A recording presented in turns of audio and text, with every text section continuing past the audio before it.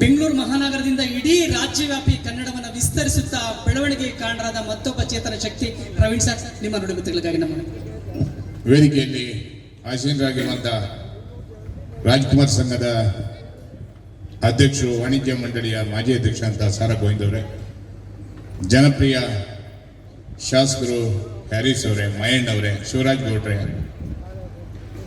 ಎಲ್ಲ ಕನ್ನಡದ ಬಸವರಾಜ್ ಪಡ್ಕೋಟೆ ಅವರೇ, ಕನ್ನಡದ ಮನಸ್ಸುಗಳೇ, ಇವತ್ತು ಹೊಸ ವರ್ಷದ ಬೆಳಿಗ್ಗೆ ಎದ್ದ ತಕ್ಷಣ ಮೊದಲನೇ ಕನ್ನಡದ ಭವನವನ್ನು ಉದ್ಘಾಟನೆ ಮಾಡುವಂಥ ಭಾಗ್ಯ ನಮಗೆಲ್ಲರಿಗೂ ಸಿಕ್ಕಿದೆ.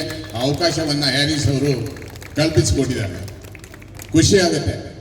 ಹ್ಯಾರಿಸ್ ಅವ್ರನ್ನ ನಾವು 20-25 ವರ್ಷದಿಂದ ನಾವು ನೋಡ್ತಾನೆ ಇದ್ದೀವಿ.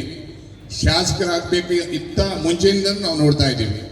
ಅವರ ಜನಪರ ಕೆಲಸ ಮತ್ತು ನಾಡಪರ ಕೆಲಸ ಯಾವಾಗಲೂ ಎಲ್ಲ ಕನ್ನಡ ಸಂಘಟನೆಗಳ ಜೊತೆ ಮಾಡುವಂಥದ್ದು ನಾವು ನೋಡ್ತಾ ಇದ್ದೀವಿ. ಅವರಿಗೆ ಒಳ್ಳೇದಾಗಲಿ, ಇಂಥ ಕನ್ನಡದ ಕೆಲಸಗಳನ್ನು ನಡೀಲಿ. ಶಾಂತಿನಗರ ವಿಧಾನಸಭಾ ಕ್ಷೇತ್ರ ಅಂದರೆ ವಿಶ್ವದ ಎಲ್ಲ ಜನ ಇದ್ದಾರೆ, ಇಲ್ಲಿ ವಾಸ ಮಾಡ್ತಾರೆ.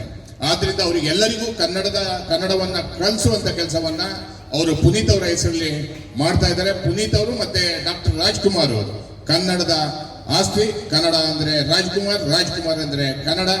ಇಲ್ಲಿಯ ಈ ಶಾಂತಿನಗರದ ವಿಧಾನಸಭಾ ಕ್ಷೇತ್ರದಲ್ಲಿ ಎಲ್ಲರಿಗೂ ಕನ್ನಡವನ್ನು ಕಲಿಸುವಂತ ಕೆಲಸಕ್ಕೆ ಹ್ಯಾರಿಸ್ ಅವರು ಕೈ ಹಾಕಿದ್ದಾರೆ.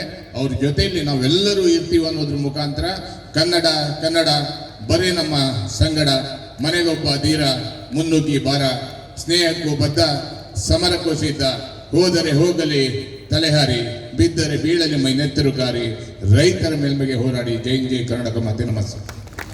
ಮಾಡುವಾಗ ಹೇಳೋದನ್ನು ಮರೆತೆ, ನಮ್ಮಂಥ ಕನ್ನಡ ಪರ ಹೋರಾಟಗಾರರ ಆಸೆ ಬೆಂಗಳೂರಿನ 28 ವಿಧಾನಸಭೆ ಕ್ಷೇತ್ರದಲ್ಲೂ ಕೂಡ ಇಂತಹ ಕನ್ನಡದ ಭವನ ಆಗಬೇಕು ಅನ್ನೋದು ನಮ್ಮ ಆಸೆ. ಅದನ್ನು ಮೊದಲೇ ಹೇಳಬೇಕು ಅಂದ್ಕೊಂಡೆ, ಮಾತಿನಲ್ಲಿ ಮರೆತೆ.